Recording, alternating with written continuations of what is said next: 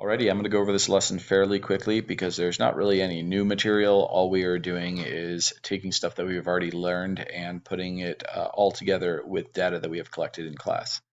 So the students in class asked two questions to themselves and to their peers to gather some data, and then they analyze that data by putting it into different box plots and histograms and stuff like that. So the first one, the application one, it says you're going to collect data on the distances each student travels to get to school. You will then complete statistical analysis to generalize the data. So the statistical question that we're asking is, what is the average distance NPA 9th grade Algebra 1 students travel to get to school? Now, originally I was just going to say NPA students, but that wouldn't work because our class is not a good sample of NPA. It is a single grade and a single subject. Then I was thinking of saying NPA 9th graders, but even that, I have some 9th graders that are in geometry, and we have some 9th graders in Algebra 2, so that wouldn't work. So I made it as specific as saying NPA 9th grade Algebra 1 students, and that way our class would be a good sample, and we would be able to actually punch the numbers and analyze the data as if it was a good sample. So the survey question, if you were asking another person, would be how far do you travel to NPA one way each day?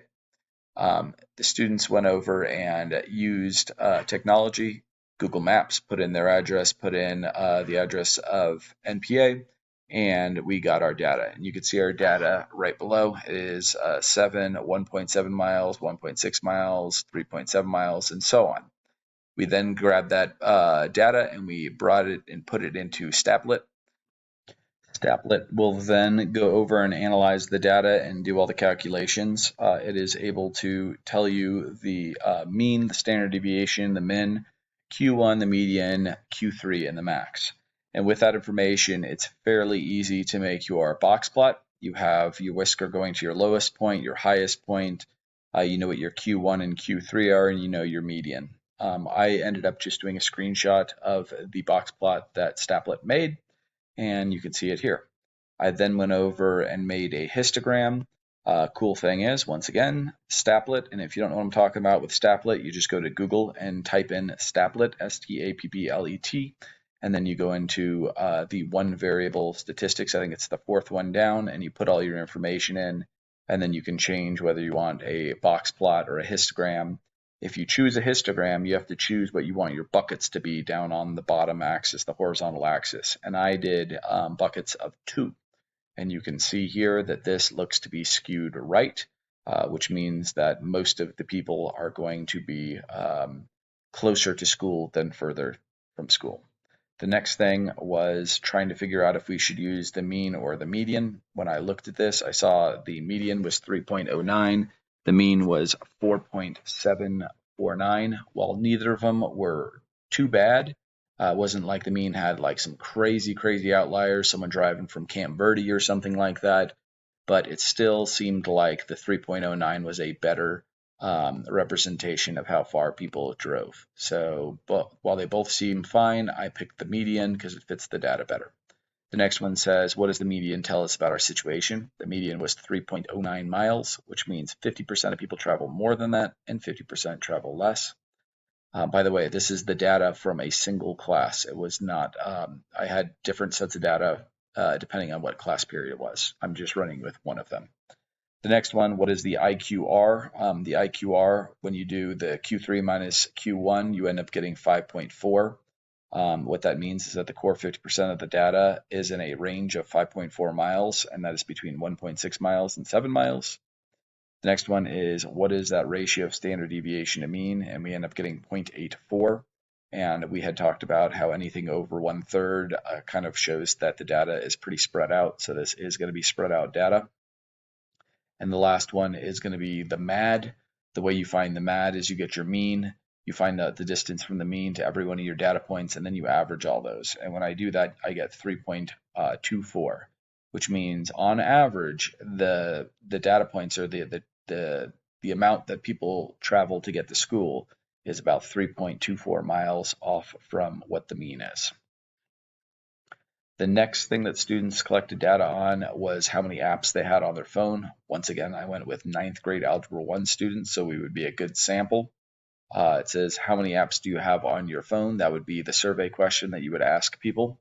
We got all the data right here, popped it into Statlet. Statlet gave you the mean, standard deviation, min, Q1, median, Q3, and max. And when you're making this, if you made it on your own, you probably would have had the whisker go all the way out to that max point. What Statlet did was it said that that was an outlier, and since it was an outlier, then they put a dot there, but they didn't have the whisker go to it because they felt like it was going to be throwing off the graph. Now, we also talked in class about the way you can figure out if something is technically an outlier is you find out what the IQR is, and if your point is more than 1.5 IQRs more than Q3, or more than 1.5 IQRs less than Q1, if it's outside of that range, then they say it's all the way out there and it should be considered an outlier. So in here, this one I believe ended up being an outlier, which is why they made the graph look like that. The histogram, we went with buckets of 20, so 0 to 20, 20 to 40, and so on. You could have changed around those buckets to see how the shape of our histogram changes. This still looks like it is going to be skewed to the right. If we threw out that outlier, then it looks much more kind of bellish, not perfectly. Maybe if you change the buckets, it would look more bellish. But that's the information we got. And when we look over this, it says, which one should we use, mean or median? Definitely the median on here because we have that outlier and it's going to throw off the mean much more than it is going to throw off the median. What does the median tell us about the situation? It tells us that 50% of all students that are 9th grade Algebra 1 students at MPA have more than 60 apps and 50% have less than 60 apps. What is the IQR and what does it mean? The IQR was 47. That means the core 50% of the data, between 25% and the 75%, are going to be within a range of 47 apps.